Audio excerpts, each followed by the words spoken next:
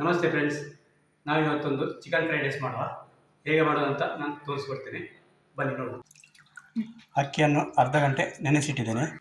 ಇನ್ನು ಇದನ್ನು ಬೇಯಿಸುವ. ನೀರು ಕುದಿದಿದೆ.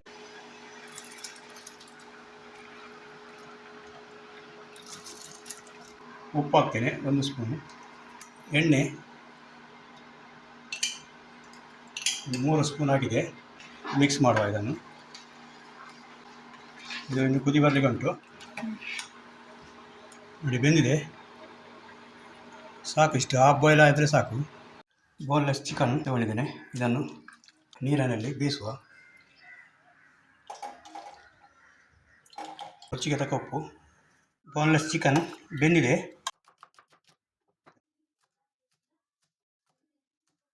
ಚಿಕನ್ ಬೆಂದಿದೆ ನೋಡಿ, ಈ ಥರ ಪೀಸ್ ಮಾಡಬೇಕು. ಒಂದು 2 ಟೀ ಸ್ಪೂನ್ ಅಷ್ಟು ಎಣ್ಣೆ ಹಾಕುವ. ಮೊಟ್ಟೆ,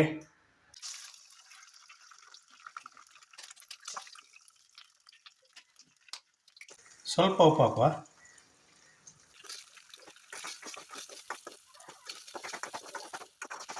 ನೋಡಿ, ಮೊಟ್ಟೆ ಫ್ರೈ ಆಗಿದೆ.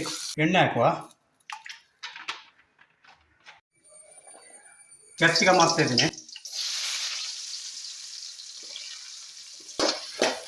ಈರುಳ್ಳಿ, ಕ್ಯಾರೆಟ್, ಬೇಯಿಸಿಟ್ಟ ಚಿಕನ್ ಹಾಕುವ.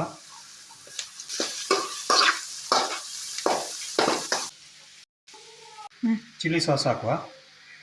ಸೋಯಾ ಸಾಸ್, ರುಚಿಗೆ ತಕ್ಕ ಉಪ್ಪು, ಪೆಪ್ಪರ್ ಪೌಡ್ರು. ಈ ಮೊಟ್ಟೆ ಫ್ರೈ ಮಾಡಿಟ್ಟಿದ್ದು ಅದಕ್ಕೆ ಹಾಕುವ. ಸ್ಪ್ರಿಂಗ್ ಆನಿಯನ್ ಹಾಕುವ.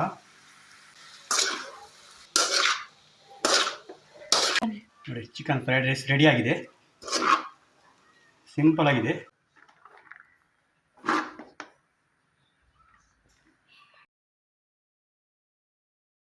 ಫ್ರೆಂಡ್ಸ್, ಫ್ರೈಡ್ ರೈಸ್ ರೆಡಿ ಆಗಿದೆ. ಹೇಗೆ ಉಂಟಂತ ಟೇಸ್ಟ್ ಮಾಡಿ ನೋಡುವ.